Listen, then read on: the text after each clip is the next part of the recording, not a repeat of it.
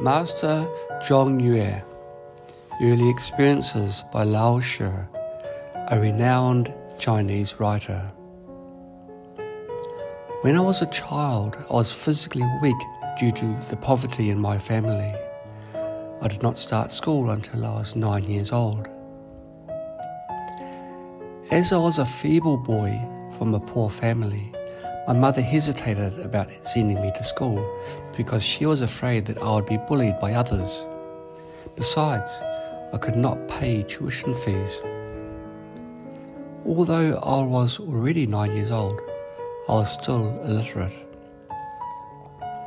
I might never get a chance to attend school. Although my mother knew the importance of school education, it was difficult for her to pay the monthly school fee of 3,000 or 4,000 copper coins. My mother is sensitive about her reputation. She hesitated over years. If she hesitated any longer, I might have grown into an illiterate teenager. It is not unusual for a poor, illiterate teenager to peddle peanuts, boiled peas and cherries on the streets or serve as an apprentice. As much as my mother loved me, she might not be opposed to the idea of my serving as an apprentice or peddler would earn several hundred copper coins a day. After all, love pales in comparison with poverty. One day, Uncle Liu dropped in on us. Rarely had he paid us a visit before. Wealthy as he was, he had never been snobbish. His wealth kept him so busy that he hardly had time to visit his poor friends. The minute he walked through the door, he saw me. "How old is your boy? Does he go to school?" he asked my mother. His voice was so loud and clear. After drinking, he did a great Yu Zhongding singing the leopard. His clothes were so gorgeous, his eyes so bright, his face and hands so white and plump that I felt I would get in big trouble. Our hut, our broken table and benches and adobe kang were shaking with his voice. After listening to my mother's answer, Uncle Liu immediately decided, "Dear sister, I will come tomorrow morning and send him to school. Books and school fees are all on me." My heart was knocking wildly. What on earth was school? The next day, like a grubby puppy, I went to school with this rich man. The school was an improved private school in the Taoist temple more than half a mile from my home.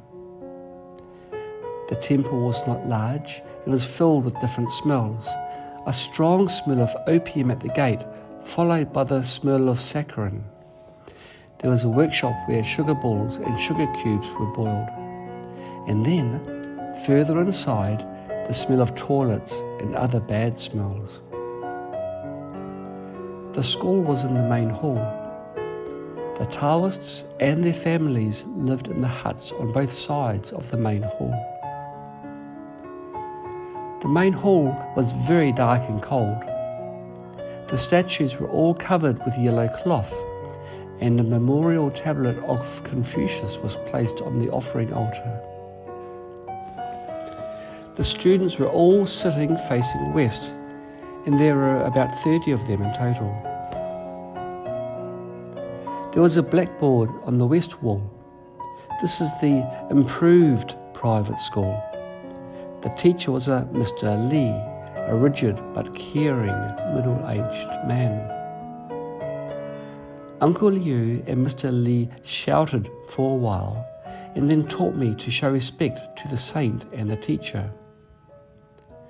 The teacher gave me a copy of Earth Rhymes and a copy of the 3-character classic. Then I became a student. Since then, I often went to visit Uncle Liu. His mansion had 2 large courtyards with dozens of houses in them. All houses had verandas. At the back of the courtyard there was a fairly large garden. The mansion was full of his houses to the left, right, front and rear, and if those houses were lined up, they would take up half a street. In addition, he had several shops. Whenever I went there, he would greet me with a meal or give me some snacks I hadn't seen before. He would never treat me coldly for being a poor child. He was a rich man, but he was never scornful of poor people. Uncle Liu came to help me again when I was transferred from a private school to a public school. By this time, he had lost much of his possessions. As a rich man who had never been careful with money, he had been reckless with money. When others sponged on him, he took it willingly. When people cheated on him, he laughed it off. His possessions, partly sold, partly swindled, was never a concern to him. His laughter was as loud as ever. By the time I graduated from secondary school, he was penniless and had no possessions left but the back garden.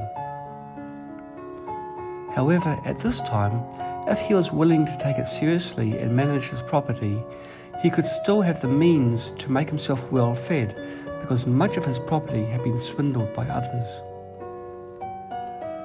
However, he refused to hire a lawyer. Poverty and wealth meant the same to him. If, at this time, he had been more careful with his money, he would have at least kept the garden and the property outside the city. Yet he was kind-hearted. Though his children were suffering from cold and hunger, and he was being tormented, he went on to run schools for poor people, poor children, porridge factories, and other charitable causes. He forgot himself. It was then I was intimate with him. He ran a school for poor children, and I went to be a voluntary teacher. He gave out food and rice, and I went to help with the survey and distribution. In my heart, I knew very well that providing food and money was only a way to prolong the suffering of the poor, but not enough to stop death. However, given that Uncle Liu's so warm-hearted and sincere, I couldn't have the heart to debate with him, but joined him.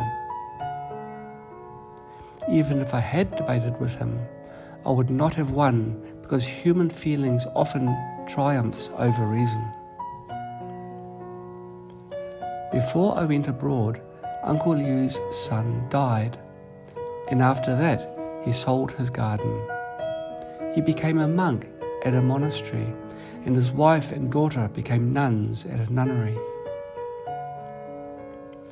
Given his character, it seems inevitable that he would have taken the path of getting above worldly considerations and studying Zen, but judging by his living habits, it had been assumed that he could merely recite the sutras and give alms to the monks and would never receive the precepts to be a monk.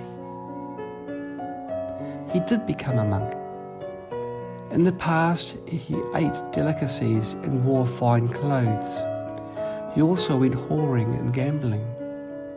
Now he eats one meal a day and wears a summer preaching robe in the autumn. With such hard practice, his face is still red and his laughter is still loud. I dare not say how deep his insight of Buddhism was, but I do know that he was a good monk whose knowledge and action go hand in hand. He might not be well read, but he put what he knew into practice. Soon after becoming a monk, he became the abbot of a large monastery, but he was expelled after a short time. He wanted to be a true monk, so he doesn't hesitate to sell his temple property to help the needy. The temple did not want such an abbot. Leaving the great monastery, he went to be the abbot of a temple without any property. Poor as he was, he had to find food for the monks every day. He also ran a porridge factory and other charitable causes. He was poor, he was busy, he only had one simple vegetarian meal a day, but his laughter was still so loud. His monks had never been hired to provide Buddhist services. When invited, he led the monks to recite the true scriptures to people for free. He was away from the temple all day, but he did not forget to practice. He became stricter in his precepts and gained a deeper understanding of the scriptures. He spent his days in various places collecting money for work and his evenings in a small room for practice. No one who saw this raggedy monk would imagine that he had been a rich man who had grown up in gold. Last year, while reciting sutras to a monk who had passed away, he suddenly closed his eyes and sat down. After the cremation, many Buddhist relics were found on his body. Without him, I would never have attended school. Without him, I might never have found the fun and meaningfulness of helping others. Did he really become a Buddha? I don't know. However, I do believe that his intentions, words, and actions were similar to those of the Buddha. I have benefited from him spiritually and materially. Now I do wish that he had really become a Buddha, and that he would lead me to goodness with a Buddha's heart, just as he did 35 years ago when he took me to a private school. He is Master Zongyue.